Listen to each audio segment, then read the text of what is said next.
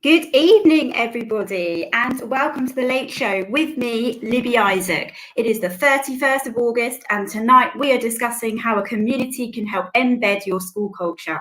Joined by head teacher and creator of Story Shacker, Sarah Gallagher, and Joe Carr, who's the music curator at the Red House in Aldborough. What a great evening we're going to have. Welcome.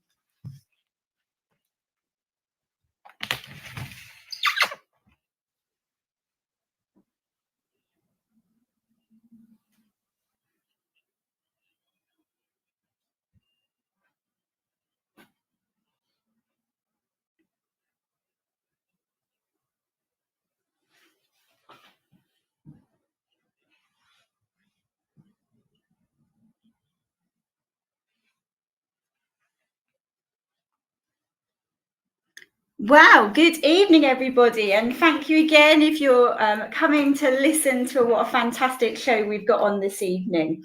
I hope you all had an absolutely brilliant bank holiday weekend. I know a lot of staff and a lot of students and a lot of teachers, we're all going back to school this week. I actually went back last week. At the latter end, we had a couple of PD days. I was in school today for another PD day, and we've got our year sevens in tomorrow. So this is my first show off the back of working. So, I'm not asleep yet, so we're doing okay. And I did some really fantastic things this weekend, and it just really set me up for this week. So, I live in Suffolk, and we managed to do some really, really good local things with my two children. So I've obviously mentioned a few times that I've got a 1-year-old and a 3-year-old, and they keep me on my toes. So doing like a really nice long activity in the morning, and then coming home and having a bit of a chilled out afternoon. We just had some really good days out. And now that they're getting a little bit older, we're really able to enjoy our surroundings and where we live. I don't know if anybody knows of Suffolk or anything like that, but near South Wales, there's a place called Maze, and we went there.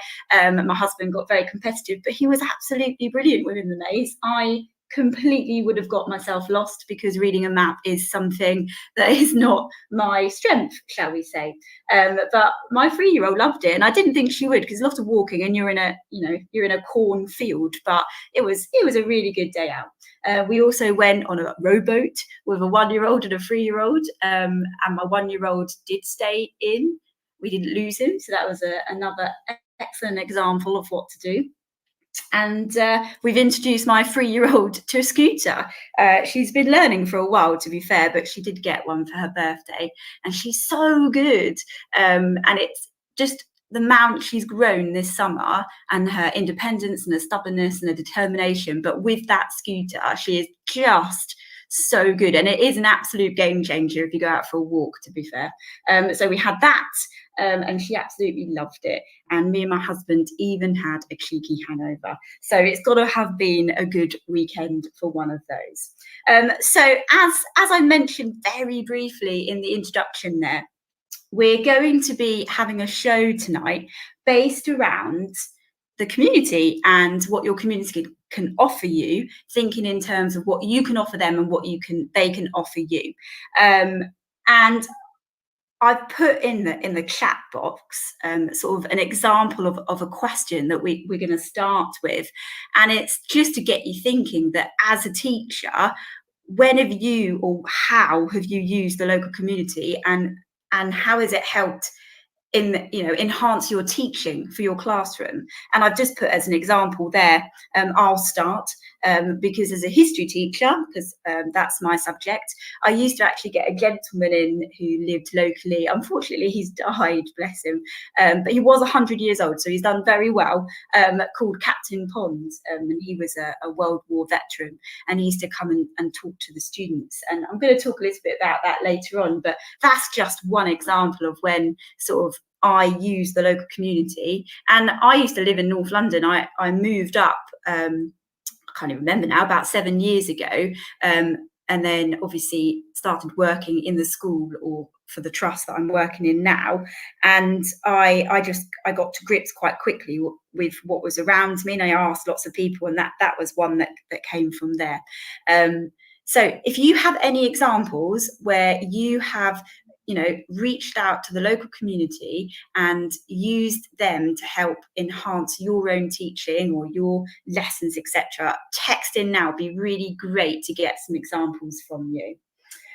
So we're going to be thinking about community. We're going to be thinking about school values, and we're going to start today's show in a little while with a wonderful woman called Sarah Gallagher, and she is not only an outstanding headmistress, she's a head teacher of a primary school, but she's also, and we're going to be spending quite a lot of time focused on talking about this aspect, she's the creator of a project of hers called Story Shacker. And I don't want to go into too much detail because I want her to talk through it, and when we talk about it in a little while. But she actually goes around the local community, she goes into schools, she goes to local festivals, and she's going to talk us through a little bit about that. And she really gets them involved and immersed in reading, and that is for children of all ages. One of the other things and the other aspects that I picked up on when I was sort of, researching about this and wanted to do a show on it with the Story Shacker and with Sarah Gallagher, was the fact that she also helps promote reading to primary, not just primary school students and secondary, but she also promotes it to parents. And I think that's a really important thing. And if you tuned into the show last week, we were primarily talking about literacy within a secondary setting. And we were talking to Ruth Everett, who was, really highlighting how important it is for a teacher to read and model language to the students, and what that felt like and what that means to the students as well. So today we're going to build a little bit on that, but we're going to be talking about it through Sarah, and we're going to be talking about it in a little bit more of a primary setting too. So that's sort of where we're going to start off when we get Sarah to call in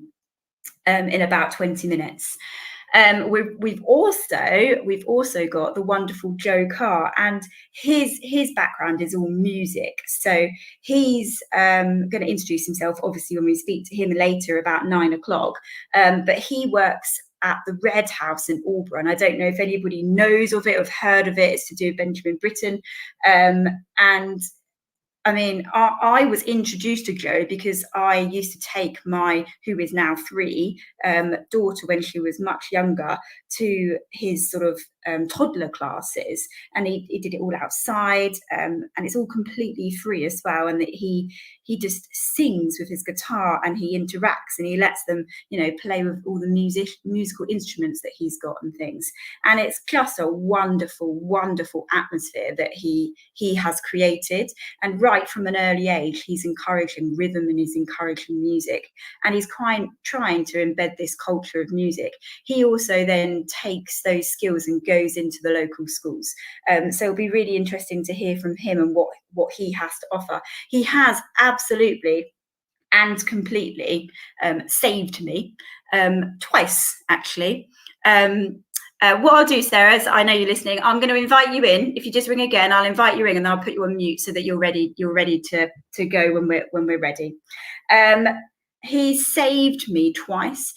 So the first time I got him to come and actually perform, because he's a performer, to my 3-year-old, to my 1-year-old, sorry, for his birthday party. So we had loads and loads and loads and loads of young toddlers, loads of young babies, and he came and he's just so chilled out, and he just did this wonderful musical performance, and they all had their instruments, and it was just an absolutely fantastic example of what he does. So that was the first time he saved me. But actually the second time, I was talking about it in my first show, I had to do a party in the garden, or I'd organised to do a party for my daughter Dolly in the garden, and it was going to rain, and I was at his toddler group at the Red House the day before, and he just lent me all of his equipment. So I had all of his soft play equipment, I had all of his musical equipment, he has loads of activities, and what an absolutely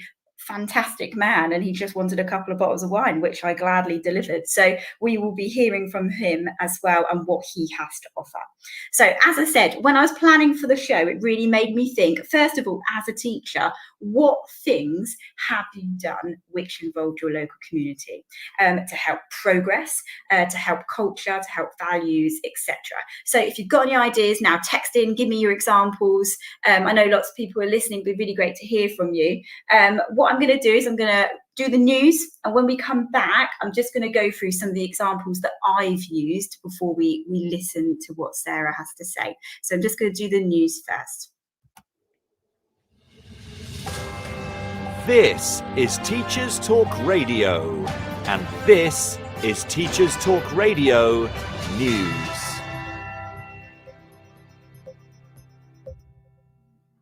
This is your latest Teachers Talk Radio News with Gail Glenn.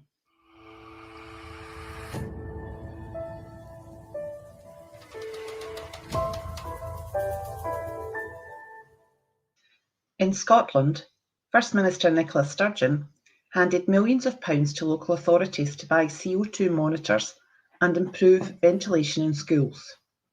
But the Sunday Post newspaper has received information that some councils appear to have ignored the advice despite a growing number of outbreaks.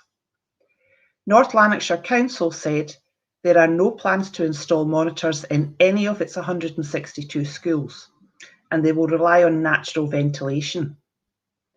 Scientists from CERN, the world's largest particle physics lab, released a study last week which said that they found that a combination of natural ventilation, masks and air purifiers were highly effective in the presence of a super spreader.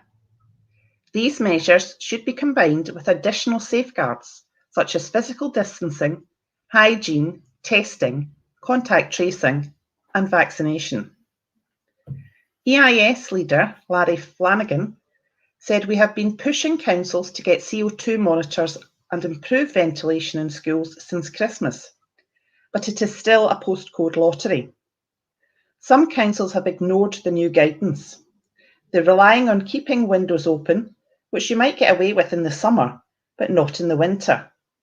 COSLA, the Association of Scottish Councils, said the Scottish Government provided £10 million of additional funding for local authorities to ensure that education and all daycare of children's services have access to CO2 monitoring, whether via mobile or fixed devices.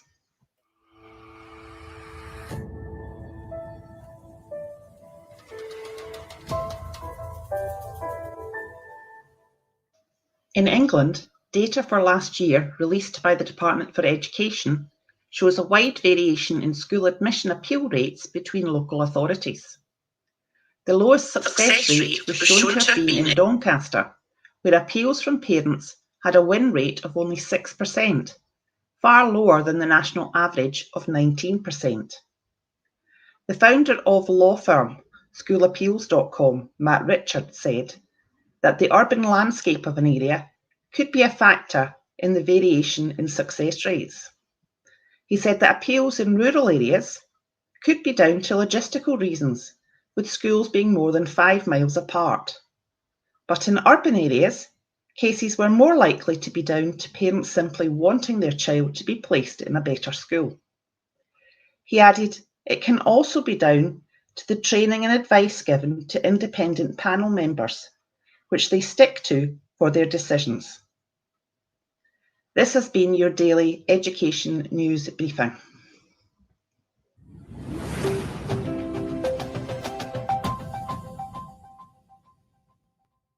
Great, excellent. So just before the news, I was talking to you a little bit about perhaps we could share some examples of where we've used the local community. So I did mention about Captain Pond. So one of the ways that we used him, he used to come and he used to talk to the students, and he loved it. You could tell he loved it, and well deserved for that as well, with everything that he's been through. But the students just were enthralled by him because he just had real life experience for something that we were studying in a classroom. It completely brought it alive. One year we even did a giant poppy outside on the field, where we got the students to wear their school hoodies and different colours, so it created a poppy, and we put him in the middle of the poppy, and we had a member of staff go on the roof and take a photo from above, so it was like a human poppy with him in the middle, and we sort of framed it for him and posted it for his Christmas present. And I think it's things like that that make a school unique. Other examples, just from myself, obviously I've contacted Holocaust survivors around the area, and again, having them come to the school and talk really informs the students. We go into small local museums. We're trying at the moment, just through a school that I'm working at, to get our work exhibited in one of the local museums as well. I do live in Suffolk, so we have fantastic things at our fingertips. We've got things like Famlingham Castle, we've got Alford Castle, Duxford.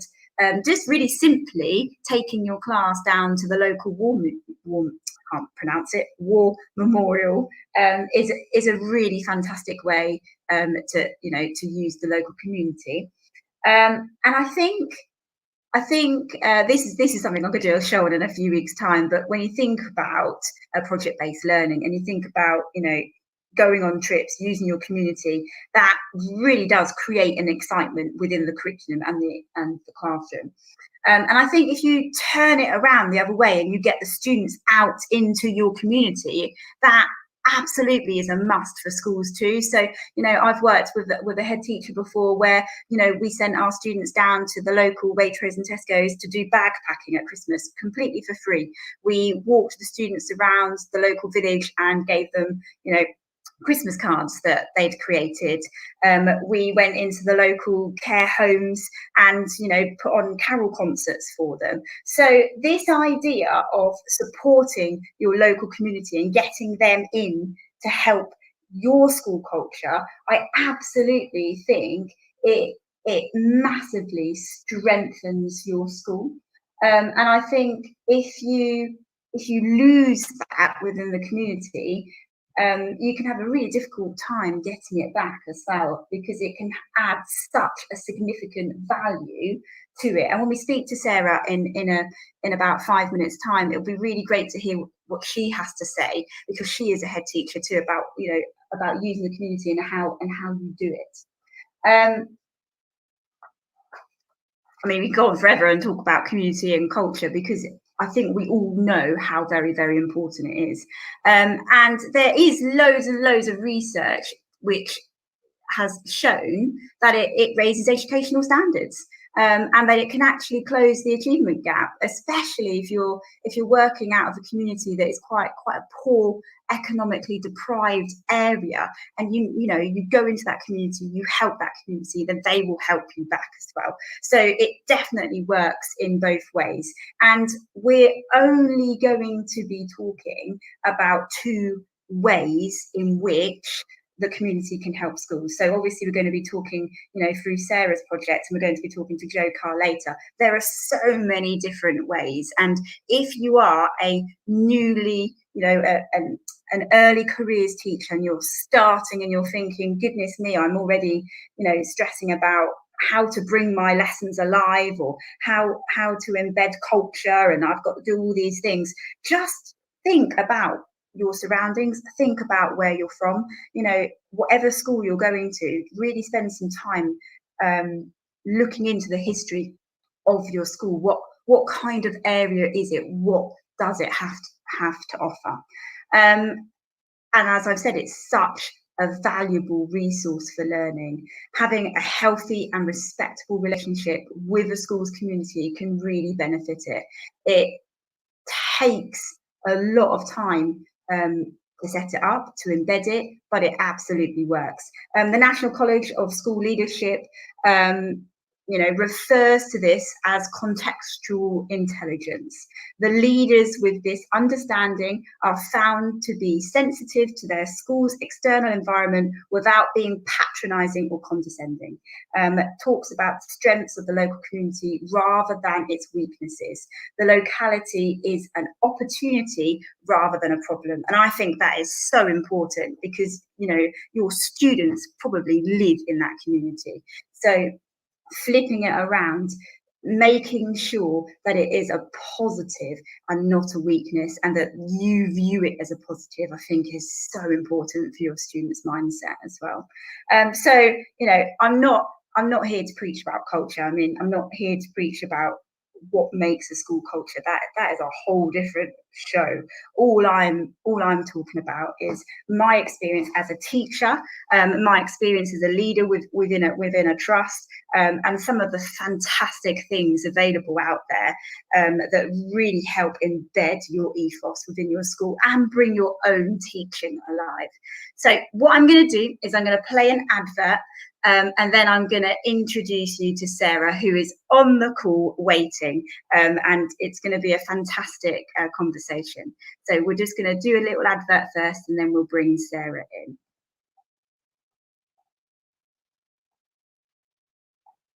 Every teacher loves stationery, right? Imagine getting a selection of fun, beautiful and unique stationery items designed and selected especially for teachers, delivered through your door every month.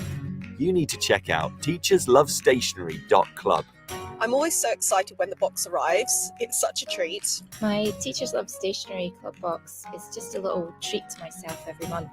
It's always full of delightful and surprising items, including some really good quality stationery brands like Faber-Castell and Stabilo. And because you never know what you're going to get, it makes it even more fun and special when you get it. It feels really great to be supporting a family business that's run by real teachers. I can't help feeling like they just know what I'm going to enjoy using stationery-wise better than I do myself. Visit teacherslovestationery.club and enter the code TTRadio when you buy your first stationery box to save £2 today. teacherslovestationery.club. Okay, so Sarah, I'm just going to unmute you. Hello, Sarah, can you hear me? I can. Oh, fantastic. Do you feel a little bit more nervous now that we've got the technology going? I feel less nervous about that, but now I feel more nervous because of the wonderful introduction you've given me. So I feel the pressure is now on. Oh no, you absolutely deserve it. So I've sort of touched a tiny bit on who you are, but can you just introduce yourself and a little bit about, you know, your background, etc., to those that are listening or are going to download it later? Okay, yes, my name's Sarah Gallagher and I am a head teacher currently of a Snape Primary School, a very small rural school, but I have been a head for nearly 20 years. I've been teaching for 30 next year, and I started off teaching in Redbridge, then to Essex, and then moved up the A12 to Suffolk. Most people do. As you do. And I also work at the Faculty of Education at Homerton, which is actually where I trained, and I have the privilege of working as a tutor with the trainee teachers on the primary PGCE.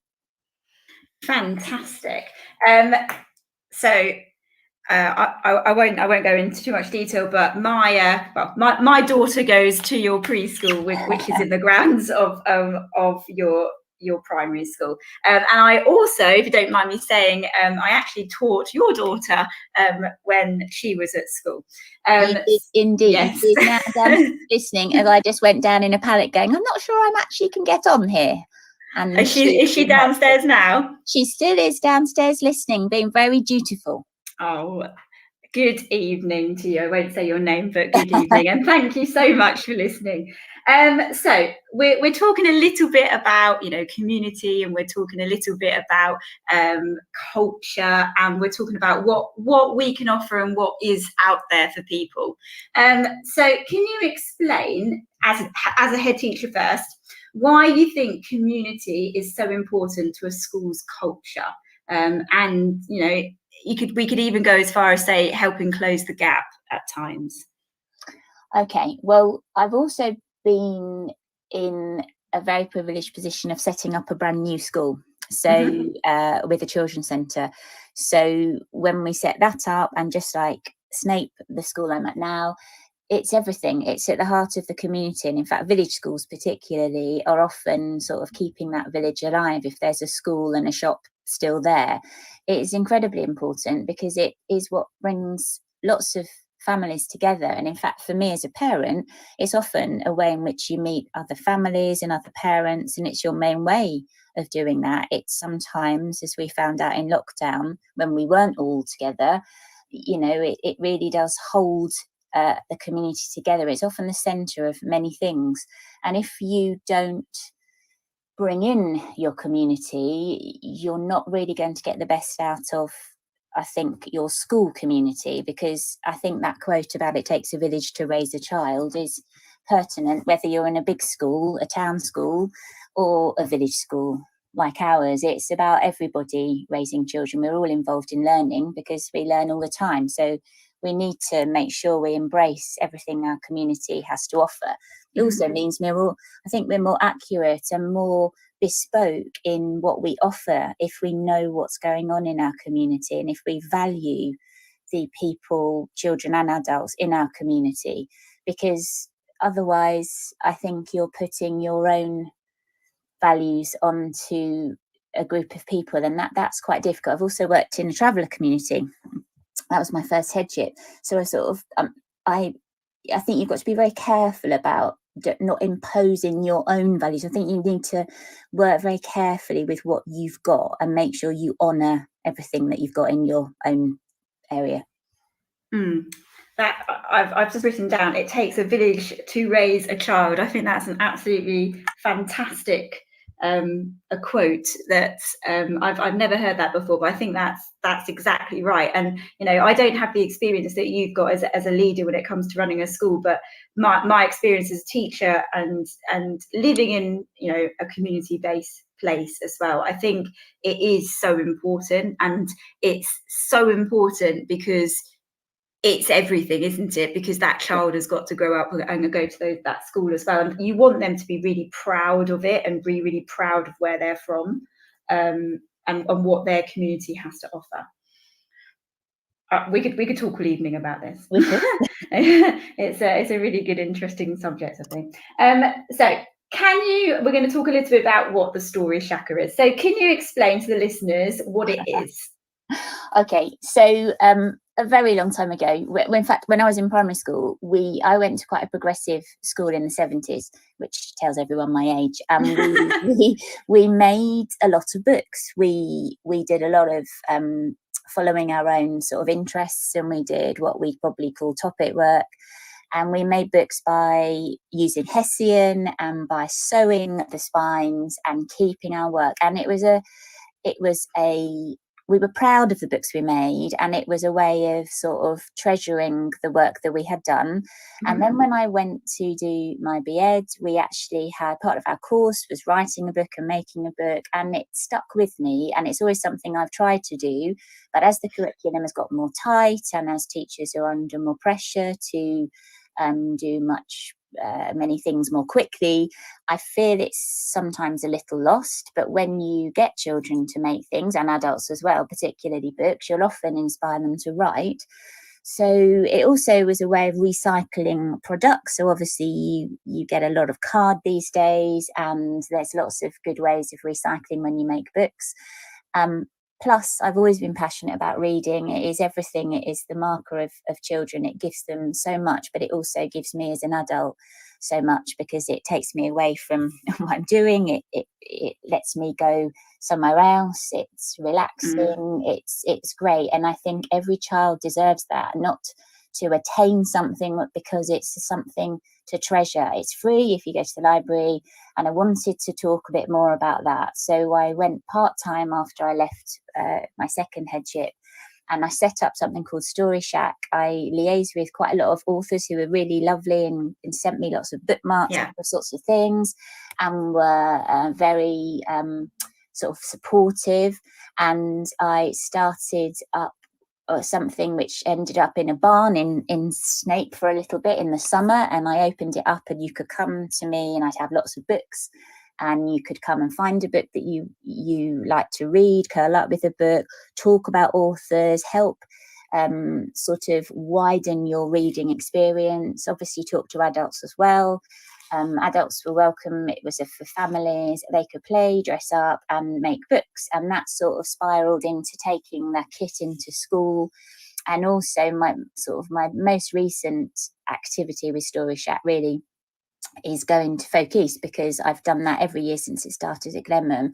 And so every year I take lots of books, maybe the latest ones that perhaps people haven't read yet, and there's lots of fantastic picture books out there at the minute, and children come and they'll just curl up with a book. I've got some amazing photos last weekend of families just sitting there reading with children, and some adults reading, because books are for everyone, including children's books. There's not really a sort of marker on who can read them, is there? And we also make books. And as soon as you go into school, in my experience, and I've been into quite a lot of schools and made books with lots of children in different areas, they are interested because it's something that gives them autonomy. They're completely in charge. It's quite interesting because I might go in with a few ways of making books. You can make a circular book, or you can make a standard flip book, or all sorts of origami books. But always, every time, out of 30 children, there will be probably 30 children who don't want to do those things because they want to do what they want to do.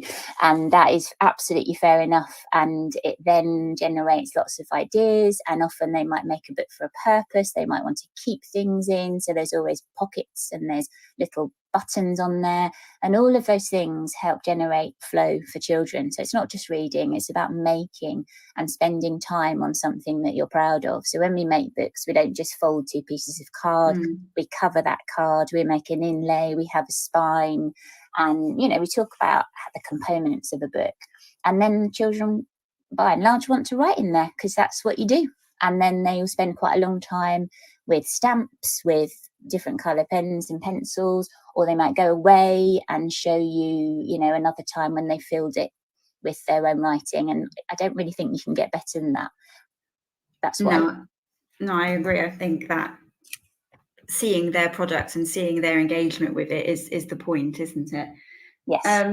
So I don't know if you've already spoken about this, Elizabeth, but what's the inspiration behind it all? Apart from the obvious. Well, it's pretty obvious, but I suppose I've always been a reader, and I just would like to find a book for everybody. There is a very special lady who I was talking to before, just as I left my second headship, and her name is Marilyn Brocklehurst, and she runs the Norfolk Children's Book Centre. She's amazing, and she basically runs a wonderful bookshop in her garden. Wow.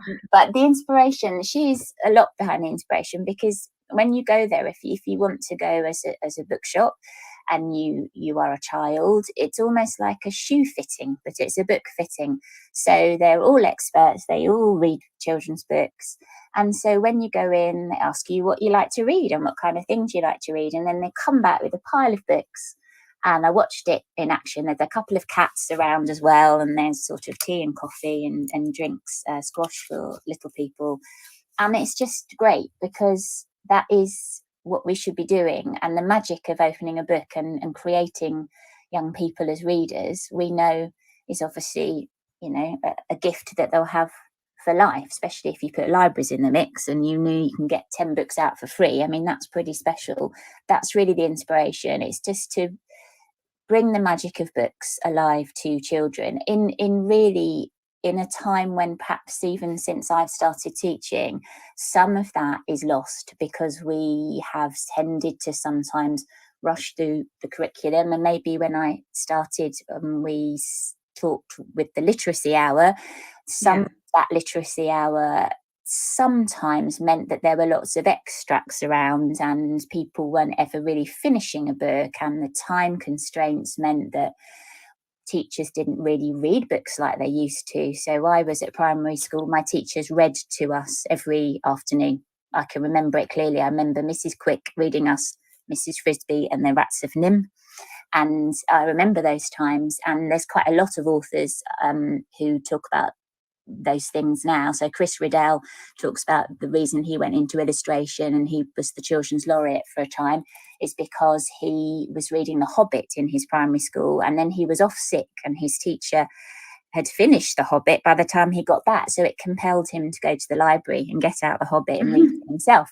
And that is really, what a book can do, isn't it? So I suppose it's also almost an antidote to the speed of the curriculum these days in trying to slow it down a bit and some depth.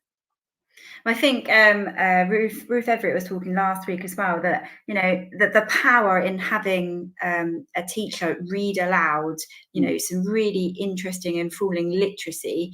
That's everything. To get a class listening for a long period of time and all be really in tuned, that they're learning so much from that. And I think with all the curriculum changes and everything, the pressures that we're under, people forget that sometimes, that it's okay just to sit and read aloud if that's what we need to do to get the students where we need them to be. Yes. So you mentioned when you were talking about setting up the Story Shack, so working with authors. Do you have any examples of any of the authors that you've been lucky enough to work with?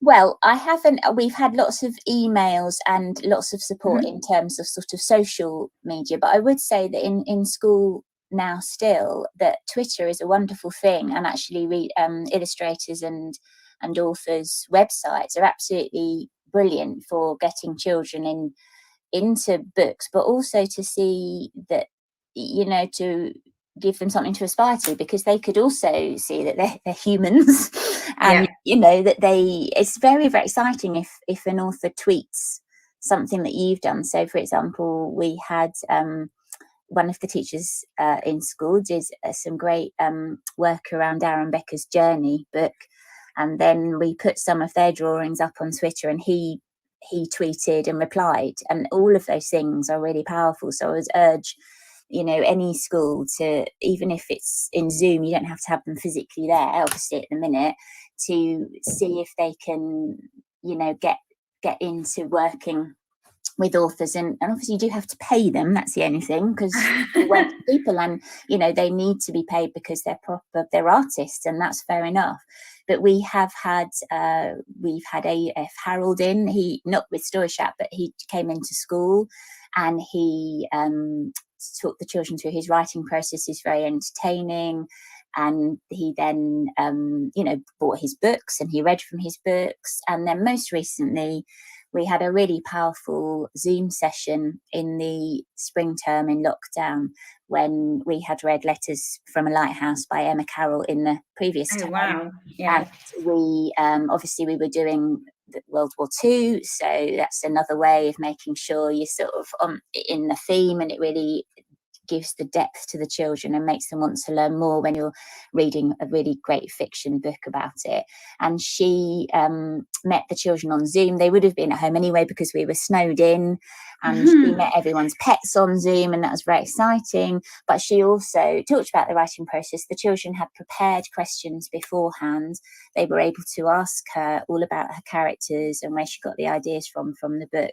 But they also got to request that she read particular extracts from the book, which was very moving, and they still talk about it now, and that had the most profound effect on them. So I think if you can get talking, even if it's just on social media, which is all free, you have opened the door to children realising that this is a whole new world for them. And also in terms of writing and editing, and that awful thing that you have to make children do when you say you need to edit your work and they don't want to, when they meet an author, they realise just how many times authors do that, and it becomes not just a grumble from a teacher, there becomes a purpose to it. So it's got an all-round sort of powerful effect, I think. Yes, definitely. Just a question for me as well, because I'm thinking about doing a bit more project-based learning where sort of I'm working within the trust at the moment. How do you showcase that? So if you went into a school with Short Story Shack, or you went into the community and you went to Folk East, and these children create these wonderful books, how do you showcase their work for them? Well, if it was Folk East, I have a website, so I always have a page. I haven't quite done it yet because I've been quite busy. Because we're about to I forgive you, it's fine. But I will always put on their photographs. I always ask, would you mind if I take a picture of your book? Yeah. They're very special, and it's quite interesting because when they're a bit older, they'll say, "Oh, I just take the book. I don't want to be in it." But they're always so proud of their book. So I often tweet it, and I'll often put that on my website. And I also sometimes, when I do have the time, I blog about books as well, so I talk about the books that you could use for your own schools and in your own sort of projects. But I think also if I was, or when I've been into school, we always, you know, show it all the way throughout. So they share ideas, and it was actually one of the boys that in one of the schools I was in locally who gave us the idea of fastening the book, because children like to keep sort of pockets and they don't want their brothers and sisters to open their books. So we found a really good way of using a button as a little fastening, and they seem a tiny thing, but they're not, because it takes quite a long time to put that on. They choose what they want for their colours, and that was all from a child, and they just share each other's sort of work. And then at the end we will always have a sort of museum walk around when they leave their exhibits. Oh, I love that. Yeah. And we'll always do you think if you went to the local library, would they exhibit some of it for you? Yes, I'm sure they would. But the only thing about that, and when I've done bookmaking, I've done a bookmaking club in my own school, sort of bought a story shack in school. They all want to take them home straight away. Oh, they're proud, aren't they? Yes, so that's the only thing about that, and that's right, because they're quite excited about writing, which again is the power of their own sort of independence when they make it, isn't it? Absolutely. So I'm asking questions that perhaps I haven't pre-shown you, so I hope you don't mind. That's fine. Okay, I just don't want to put you on the spot too much. Not at all. So are you able to tell sort of the listeners what, I mean, we've spoken about Folk East. Is it mainly schools that you go into, or is there anything else within the community that you would do with Story Shack? Well, I haven't done schools for a while, largely because I've gone back into a more full-time headship, as you will know, Libby. I do. But when I have done. I've taken the stall to the food festival, the Albury Food Festival down the road. Oh, yeah. And it's just about talking. I have done a little bit of bookmaking in the local library, actually. In Saxmundham we've done a bookmaking session. So yes, libraries are probably the best, a best place to do that. It is a bit of a question of space, but yes, it's just spreading the word really. And I've also done some work with the primary trainees on the PGC, and I've done bookmaking with the UK Literacy Association and done some workshops on Saturdays, sort of, and with teachers actually, because if you can spread the word with us, I think, and you have a go at making it, and quite a lot of teachers, made their own. They were very excited. I had somebody who made one out of a map, and he just got married, and he was giving it to his wife as a present. So wow, he had to make it good. I have to make sure my husband can hear this. Maybe he could make me a book. Yes. Do you think? So obviously you've got teachers listening as well. Would it sounds to me like it would be a really good activity as a transitional activity. So from your 6s to your year 7s, because they're all starting this week, aren't they? Yes, so the simplest one, although it's never simple for adults, because when I always joke with children that grown-ups and particularly teachers and particularly head teachers are hopeless at this, but the simplest one that I've used in fact in lots and lots of ways in RE or in anything is a little book that you can make out of A4 or A3, where you just put a tear in the middle, and it's a sort of origami folding book, and that's really excellent for recording anything. But yes, for transition that would be amazing. And we've done most recently a sort of learning journal for the children, so they made their own, and they put in sort of moments when they'd had tough moments in their learning and recorded some of those things or some of the things that help. So their own journal, really. That's powerful and good for any age. I mean, older children as well, if you're using, I would say, quality material. So obviously you can use a lot of card and that's recycled, but you can get lots of great offcuts of paper, and you can sort of save wrapping paper. You'd be surprised at what you can sort of find that you can that are resources lying around, and ribbon and buttons and things like that.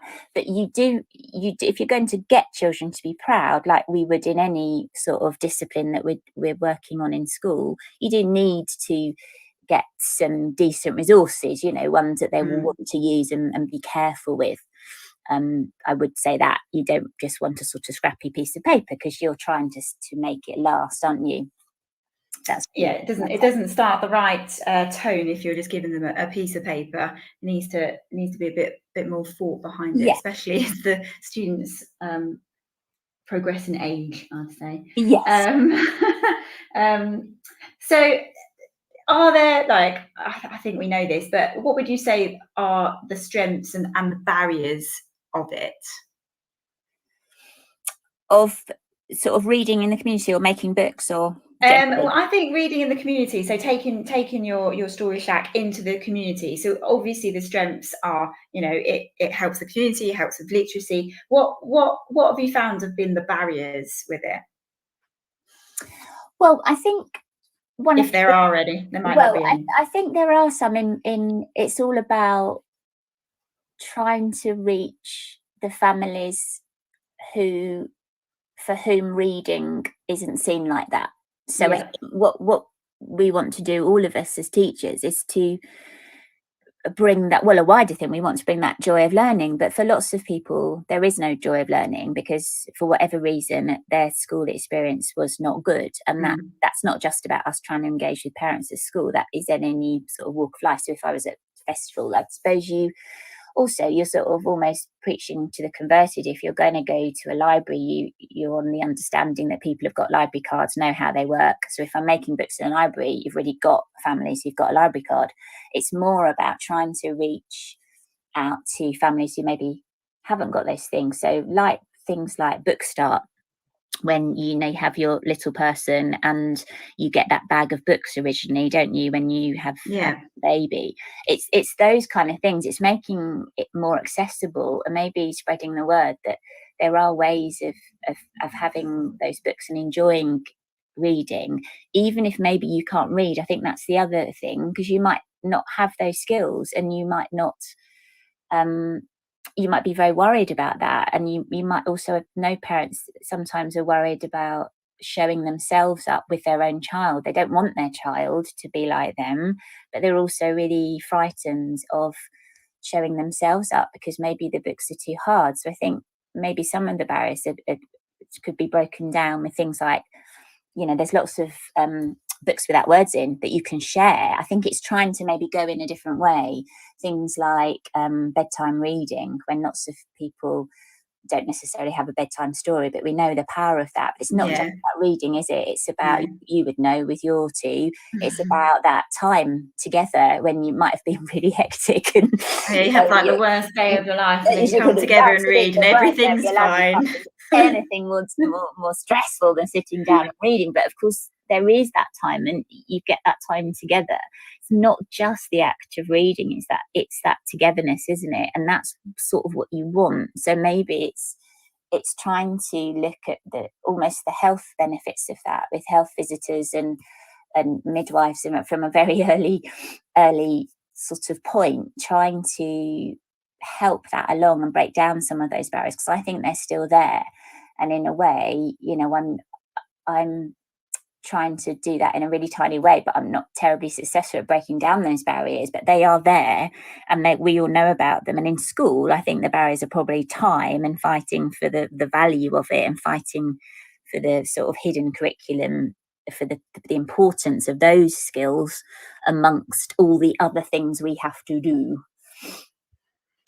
I think you answered that very well. It's quite a difficult one to answer, I think, and to stay on track with what we're talking about.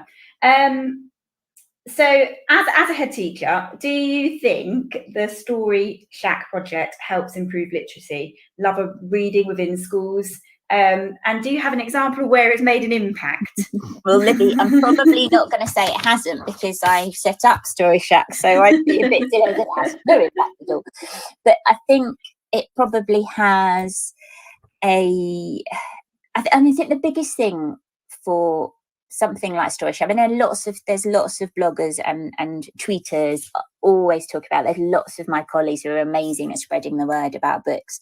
But probably the most powerful thing for me in the last few years, even at festivals and things like that, is working or just talking about book chat. And I think that's the thing that we sometimes miss with primary school, particularly primary school children, is that there's some dissonance between how we read as adults and what we expect primary children to do. So there doesn't seem to be a connection sometimes. So what you really want is for them to be readers like us. So if an adult recommends a book or has read something, they will talk about it. They won't take a quiz on it. They won't go around a display. And I'm not knocking it, but ultimately you want a reader for intrinsic reasons. You want them to read like we want them to learn intrinsically. We don't want them to do it for an extrinsic reward in the end. So I would probably say the most joyous thing, apart from seeing children making their own books and feeling really proud of it, and therefore having some independence and some understanding of applying that effort in other things. So obviously that's going to have a knock-on effect, but is really recommending a book and then having someone saying, oh, I love that. I love that when you said that last year when I came to Folk East. So I have people come back to Folk East every year. Now, obviously we weren't there last year, but then, I had one boy for 3 years in a row read the same books. He loved it so much, and he'd come back and sit, and I bought it for him so that he could read it. But the power of finding a right match for a person with a book is great, isn't it? Because I think then you've opened the door. So even if someone is saying, I don't like reading, then if you give them a graphic novel or, a book without any words at all, but there's still story, it's that's the most important. And that's probably the most impactful sort of thing. But again, it's not necessarily something you can log, is it? It's just raising the discussion about books and saying, and well, I like that, and I like Catherine Rundell. So if you like The Explorer, you might like The Good Thieves, because you like The Explorer and you know what kind of writer she is. And that's great when you've got children and perhaps teachers talking about authors who are not Roald Dahl and J.K. Rowling. That's quite powerful. I'm not or David Williams, but there are so many authors out there and so many fantastic books that if you just put a little nugget of a new book out there, I think great, you've got something started. And I think you spoke about it, having the right book for the right student. So there's, in a secondary setting, you go into a classroom, I don't know, and they're still doing a private read session, which we spoke about that last week. That isn't always the best thing to do, but it's actually having the right book for them. And if they're not interested in reading, making sure you find something that suits them and having that individualized touch. And I think once you've cracked that within the point, then you can show impact because they're reading the right things and they're able to read it confidently. But I think having that right book, and I think through what you've done with the Story Shack, is just getting them interested in it. I think it's absolutely brilliant. Thank you. That's all right. So one of the things when I was going through your website was you mentioned that sometimes you do presentations for adults and to encourage them to read and to immerse themselves in reading. Can you talk a little bit about that? I can. So they've gone along the basis of, often with teachers, I will just bring lots of books out, and I got this from Marilyn, who's an amazing lady, the Norfolk Children's Book Shop lady. She does a sort of rattle through a few recommendations in 1 minute. So I do a very speedy presentation to, often it might be teachers, it might be parents, it might be in the evening, about a few things. If you like fantasy and you think you like Harry Potter, then you might want to read this, and go through it sort of 90 miles an hour. But then I lay out the books, and basically people are able to read. And particularly teachers, they don't often have the chance to just sit down and look at what's out there, because they'll often say, I don't have time to do that because I've got to fill in my planning. But of course, when you read a powerful novel like Letters from the Lighthouse, you realise the sort of extent to which you can plan your whole sort of work around that. And our whole curriculum is about sort of narrative anyway, and that's what stories are. So I think that's been quite powerful in giving teachers a chance to actually look at what's out there and have a little bit of time and just start a discussion, even if you don't finish it. And then I've done that with students as well, with trainee teachers, and then I'll sort of revolve around and maybe sort of nudge somebody towards that. And then often there'll be questions about, but how might, I'm doing this, and what could I use this for? But with parents, often particularly with 9 upwards, and particularly when they are capable readers. And then there's this sort of gap. I noticed it particularly with the dystopian sort of push with Hunger Games and sort of Maze Runner and books like that. And in fact, even with Northern Lights, they're probably more young adult. And I would say they're probably with your guys rather than primary school. And it's that knowledge that actually you do need as a parent. Because I think if it's the talk, isn't it? So books can have some quite difficult topics in. That's why we read, isn't it? Because we want, hopefully our children might not ever, hopefully they won't meet some of those things that happen. But books can give you empathy and can see, it can help you see that there are other children, other young people going through some really difficult things, and it can open their eyes to that.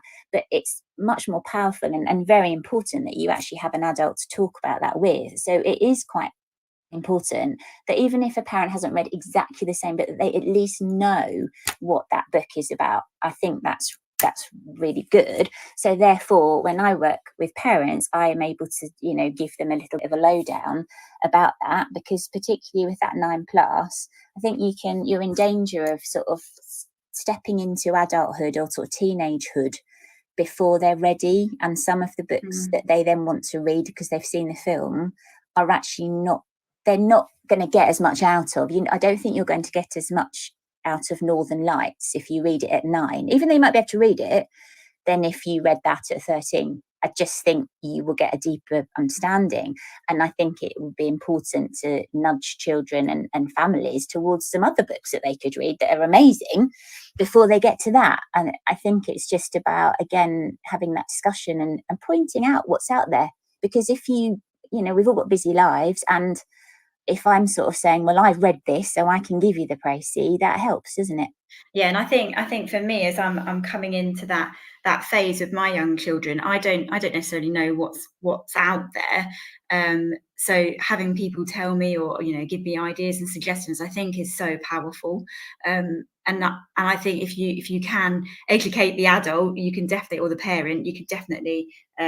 It's easier for us as teachers, isn't it, to get to what we want out of the students as well. So I think the fact that you do that as part of the Story Shack, I think that's absolutely brilliant.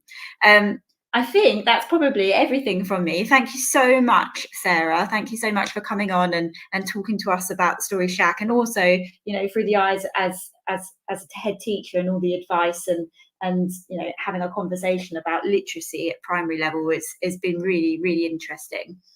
No problem at all. Thank you very much for welcoming me on here and helping me That's with okay. technology. And it's been a real pleasure. Thank you very much, Libby. That's all right. Have a lovely evening. I hope you have something relaxing planned on the sofa.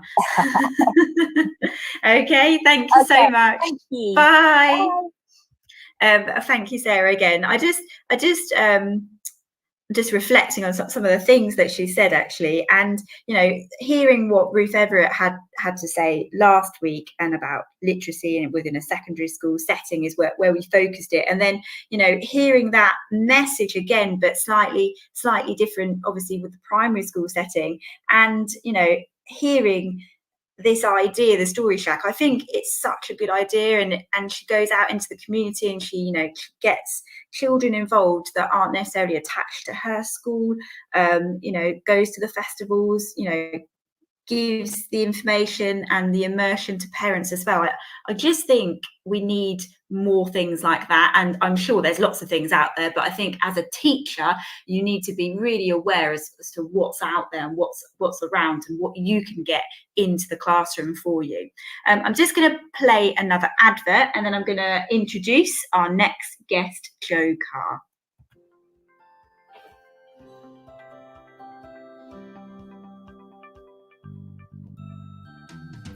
Creative Resources, made for teachers by teachers. At Creative Resources, we've been rethinking what a classroom can be.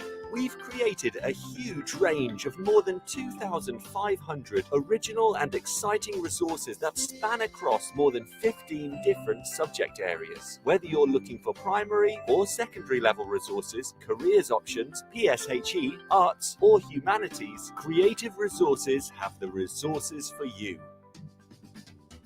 We offer full curriculum packages and unique, challenging escape rooms themed on topics such as Shakespeare, Tudors, and fractions. We have quizzes, task cards, Tarsier puzzles, and lots more. Better still, more than 100 resources can be accessed for free. Just visit our website www.cre8tiveresources.com. You can get 10% off any order you make on our website by using the discount code TTRadio. Creative resources made for teachers by teachers.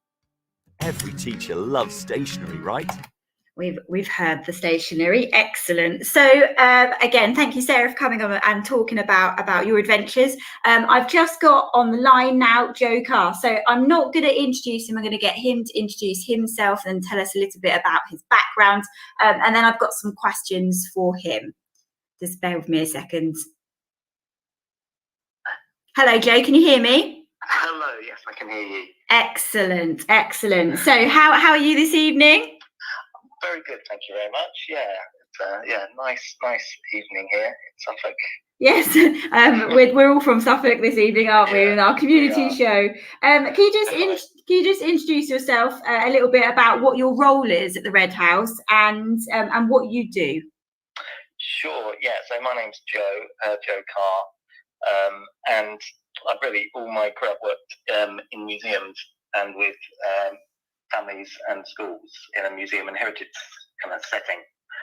So I've worked in a variety of different museums over the years, from museums in London to Norfolk Museum Service, Westow, Anglo-Saxon Village, working with a school group there, and currently I work at the Red House in Aldborough, which is a museum and heritage site, the former home of the famous musician Benjamin Britten. Lovely, excellent, and obviously you're a musician yourself. Yes, yeah. So I've always worked in museums and heritage, but I'm also a musician, a guitarist, and I've always tried to use music to try and bring history and heritage and topics to life and kind of help explore all areas of the national curriculum through music. So yeah, I do lots of that at the moment in the Red House. And can you just tell the listeners who obviously aren't from Aldborough what the Red House is? Yes. The Red House is the former home of Benjamin Britten, who's a famous Suffolk composer, born in 1913, and he lived at the Red House in Aldborough all of his adult life, born in Lowestoft. So Suffolk was really important to him, and the Red House was his home for all of his life, and now it's a museum, gallery space, and visitors can come explore the house as it was when Benjamin Britten lived there. They can learn about his music in our galleries, explore gardens, and also enjoy other rooms such as our archives and also our library space. So there's lots to explore. Lovely, and obviously I've been there quite a few times. It's just beautiful gardens. It really is a very beautiful place to go. And I was talking a little bit at the beginning of my show about how I used to come with my daughter, who is now 3, because you offer like a 3 toddler group, which is amazing. And recently I can come with my son as well. And it always doesn't surprise us, but me and my sort of mummy friends, we absolutely love it because it's completely free, but you also, you're not really worried about the time. So we have a session that goes on for about 40 minutes, and then you direct us to the cafe and we go and have a coffee. You then play with our children because you bring a big parachute, and then you come back and do more singing. So it's just like the most wonderful thing to have within your community. So can you go on? No, definitely. I think the main aim when setting that kind of group up was to try and engage our local communities with the site, because museums and classical music can be seen quite daunting and off-putting to lots of families, schools, children and communities. So to make it relaxed, kind of informal, fun experience was kind of a big initial aim for that group. Well, I've been there when it the first session you held after lockdown, and because we were only allowed to be outside, weren't we? And it completely rained, and there was still a good, I'd say, there's about 7, 8 of us, and we were all huddled under a gazebo without sides, and we just did it in the rain, didn't we? So that's dedication to your music group, Joe. So, what types of things do you offer for schools? Yeah, so the Red House, one of my main aims when starting then, which was like 3 years ago or so, was to develop a offer for schools, and that offer is in terms of visits to the Red House for school groups, and also sessions in schools too. So working with a number of teachers initially, we developed a series of, at the moment I think there's 9 or 10 school sessions for primary schools. And these sessions explore music, but they also link to all areas of national curriculum. They're day-long sessions. For example, there's a musical mini-beat sessions for Key Stage 1, which explores the garden and habitats, but also looking at music written about insects by Benjamin Britten. We've got a Science of Sound session, which is for Year 4s, which explores music again, but also links it to the science behind. And then lots of other sessions that link to Anglo-Saxons, Stone Age. So using music as a way to really reach all areas of the curriculum and kind of bring these topics to life, as well as learning about a local character, Benjamin Britten. And do the schools come to you, or do you go to the schools? Yeah, so both. So lots of the sessions, the schools can come to the Red House for a whole day trip, which is a great experience because they can explore all the historic sites, all the collections. But we know that sometimes travelling to a museum is quite expensive in terms of the transport. So we do offer sessions in schools, half-day sessions. So the music through time, Stone Age or Anglo-Saxon or Science of Sound, we can deliver at the school, as well as assemblies and lots of other different sessions for nurseries and receptions. So we can do music sessions for nursery and reception too. I can imagine during the last year that we've just had, Joe, it was quite difficult for you. Can you talk us through how you coped? Yeah, no, it was it was a really difficult time, but we, as lots of other kind of museum and heritage sites, kind of adapted to an online offer quite quickly. So I ran lots of sessions for school groups via Zoom and Facebook Live. We did a partnership with Fressenfield Primary School to develop some Stone Age online sessions, which all the children could log into. And also, the nursery sessions were also online too. So we just adapted the session slightly to reach an online audience, and it was a pretty busy time for us getting locked down. Yeah, it's amazing what you can do to adapt really quickly, isn't it? Because that's like if you're not in a room listening to the music and they're not joining in with other students or other children around them, it's just such a different atmosphere, isn't it?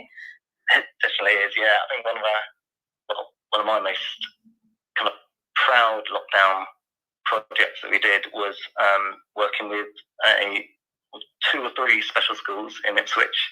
So Stone Lodge Academy was one, and we developed some online sessions working with a charity called Autism in Nature to explore sound, Benjamin Britten soundscapes, and we delivered those online via Zoom, which was really, really successful. So that was a really, really good achievement. Yeah, that sounds amazing. How important do you think music is to students in a community? No, I think music is a great tool, a great way to kind of engage children with their community, their surroundings, and different people in that community. For example, Suffolk schools are lucky enough to have the 2 most famous musicians there are coming from Suffolk, so Benjamin Britten and of course Ed Sheeran, and just letting children kind of learn about that and be proud of where they're from, because these famous world-known musicians are from there is really important. it's a great way to really help children engage with their surroundings too. Yeah, and I think especially, I don't know, like it's really difficult perhaps to articulate it, but music, if you think about classical music, if you think about background of that type of music, generally are not attached to social deprived areas. So doing what you're doing and using, going into schools and promoting it from the age of 0, I think really helps with that development, because they don't get access. A lot of our students and children within our community don't get access to that within their home. Some do, obviously, but some don't. So I think that is so important and part of what you do. And when you go into schools or you offer these free groups, it really encourages that. Do you agree? Yeah, no, definitely. Yeah, really.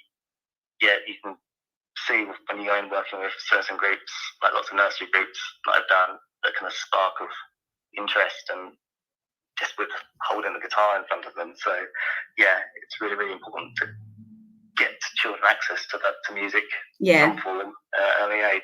And I think again, we're talking Suffolk, near obviously the Red House, there's a place in Snape called Snape Maltings, and it's quite famous for all the shows and the music that gets put on.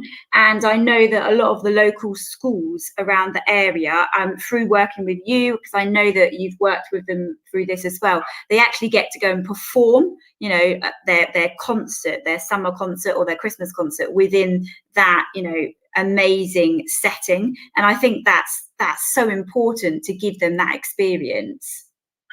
Definitely, yeah. There's a big link now. Snape Maltings and the Red House kind of merged over lockdown to form Britain Peers Arts, which is the charity now they're known as. But right. Yeah, that's a big part of the school's offer, to get children the chance to perform in that venue.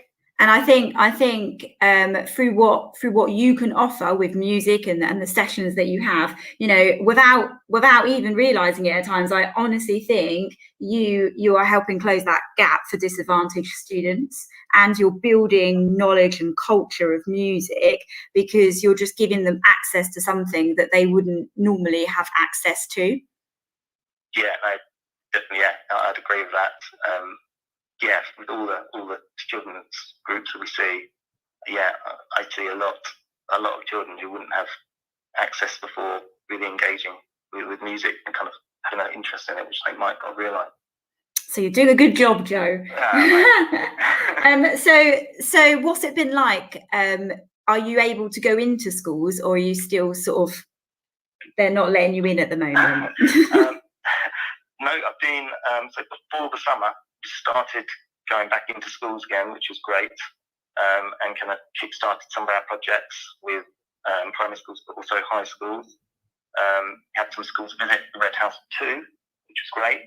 And there's a big project with Benjamin Britten Academy in Lowestoft that we had to put on hold, which we managed to start up again. So that's an art award project. So I'm also an art award advisor, so I can help schools and pupils achieve an art award.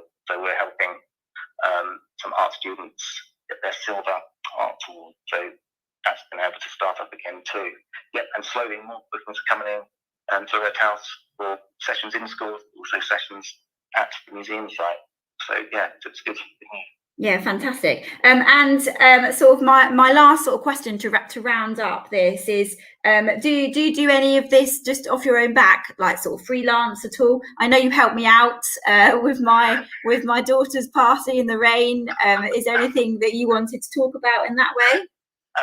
Yeah. Any other kind of sessions working with schools I've offered in the past myself, such as sessions working with nurseries, art awards projects, guitar lessons with schools, and also family birthday parties too. Yeah. So I'm happy to do. Feel free to contact me. Amazing. And are you happy for me to for if people are listening or they download this later on, if they want to contact you, are you happy for that, for your Twitter?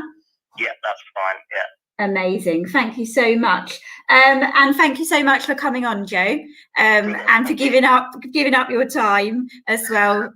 and keep doing what you're doing. I think what you do for the community and what you do for us and the schools and everything is really definitely worthwhile. Brilliant, thank you. All right, thank you. Bye-bye, Joe. Thanks, bye. Excellent. So those are sort of my two examples that I had, and I'm just going to do some summaries of it in a little while. And thank you again, Joe, for coming on and talking. The sound probably wasn't as good because we had to use my phone for that, but hopefully you heard everything that we were talking about. What I'm going to do is I'm just going to play the news again, and then I'm just going to do some roundups, and I'm going to talk about next week as well.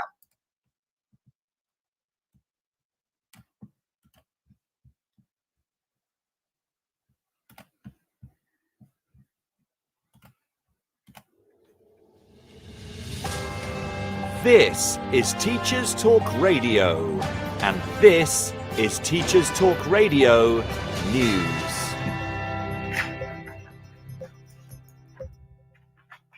This is your latest Teachers Talk Radio News with Gail Glenn.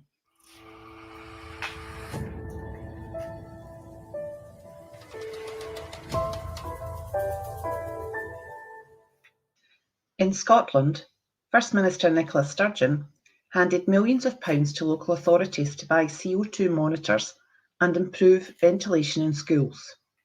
But the Sunday Post newspaper has received information that some councils appear to have ignored the advice despite a growing number of outbreaks. North Lanarkshire Council said there are no plans to install monitors in any of its 162 schools, and they will rely on natural ventilation. Scientists from CERN, the world's largest particle physics lab, released a study last week which said that they found that a combination of natural ventilation, masks and air purifiers were highly effective in the presence of a super spreader. These measures should be combined with additional safeguards such as physical distancing, hygiene, testing, contact tracing and vaccination. EIS leader Larry Flanagan said, "We have been pushing councils to get CO2 monitors and improve ventilation in schools since Christmas, but it is still a postcode lottery. Some councils have ignored the new guidance. They're relying on keeping windows open, which you might get away with in the summer, but not in the winter."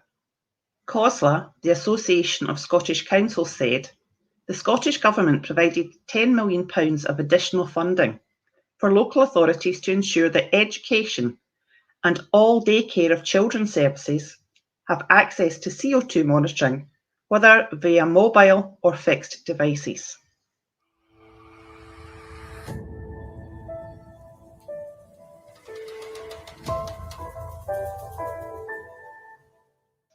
In England, data for last year released by the Department for Education shows a wide variation in school admission appeal rates between local authorities. The lowest success rate was shown to have been in Doncaster, where appeals from parents had a win rate of only 6%, far lower than the national average of 19%. The founder of law firm schoolappeals.com, Matt Richard, said that the urban landscape of an area could be a factor in the variation in success rates. He said that appeals in rural areas could be down to logistical reasons, with schools being more than 5 miles apart. But in urban areas, cases were more likely to be down to parents simply wanting their child to be placed in a better school. He added, it can also be down to the training and advice given to independent panel members, which they stick to for their decisions. This has been your daily education news briefing.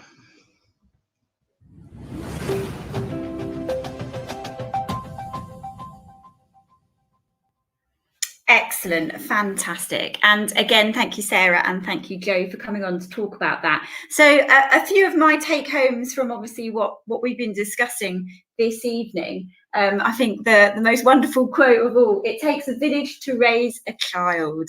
And I think that's right. And it takes a town to raise a child. It takes a community. That's, you've got to get everybody on board with what you are talking about. And that is the quote that sums it up, I think. And what is around you? Do you know what your community has to offer? So we've been talking quite a lot about the new early careers framework. I did a show on it a few weeks ago. There's lots of shows on it at the moment, all on the TT radio. And if you are starting your career as a teacher and you're in the classroom meeting the students for the first time, and you're thinking about your lessons and you're planning your curriculum with your subject leaders, what can you do to bring the outside in? What can you do to enhance that community feel within your school?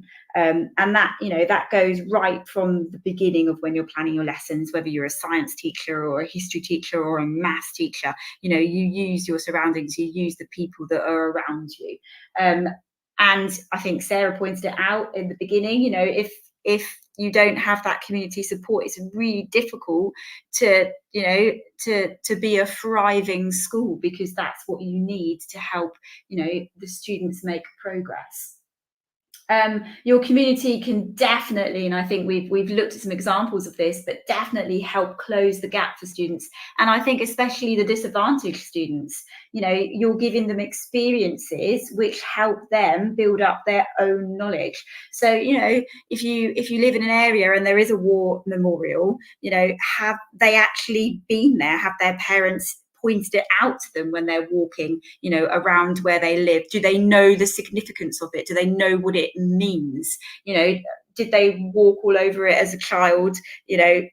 Would they now consider that disrespectful? You're the one that could point that out to them if they haven't got that from the people that they're living with at home. And I think in particular when you're talking about literacy and music, these are things that if you come from a well-balanced home life, that perhaps we take for granted. Like, I read to my daughter and my son every single evening, but we know that a lot of parents and carers, or the students that we teach, they don't do that. So you create opportunities, you take them to things that perhaps they wouldn't be getting at home. And I think with music in particular, that is a cultural thing, and giving them an opportunity to go and perform somewhere, they'll never experience that for the rest of their life. I think it's incredibly important, and I think we've got so much to offer, and there are so many things out there that you don't have to do all the work yourself. So look at what's around you, look at what you can create and how you can embed that culture and help embed the culture of your school. The first place to start is to look at what's in front of you, look at your surroundings, look in your community. Don't look at the community as a massive weakness.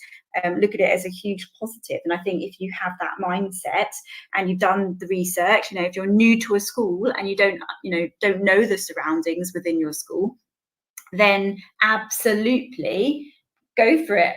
Do a bit of research, ask people that live in the community, or ask staff that have been there for a longer amount of time, and find out what's going on, because the more you can empower yourself with that, the better it's going to be. So I think I'm just about done this evening. I don't want to just talk at you about something that we've spoken about. Next week, we're going to be moving away from my literacy theme. So I've had a bit of a literacy theme the last couple of weeks, and we're going to be talking about children's well-being, students' well-being, and we're going to be talking about a little bit on staff well-being. So we're going to introduce Jo Morton-Brown to the show. She's an expert on all of this. She's got her own YouTube channel at the moment, and she's offering free startup assemblies for the start of school. She's got a massive background on student welfare and student well-being, and one of the things that she's really passionate about is that early intervention. And I think for any teacher, that's a huge responsibility, and it's something that when you're thinking about going back to school, it can fill you a dread sometimes that you're in charge and you're responsible for picking up on some of these really early signs that are going to have a huge impact on them. So we're going to be talking about that. We're going to be thinking about some strategies that you can have as a classroom teacher to give you a bit more confidence. And again, if you're an early careers teacher, this is something that you can listen to and perhaps, you know, get some ideas. And I think the role of the tutor, I know there's been some shows on that, but over the next coming weeks, especially if you're in a secondary setting and you're introducing new students to the school, or you're a new form tutor or a team leader or whatever you have within your school, I think that role is so important.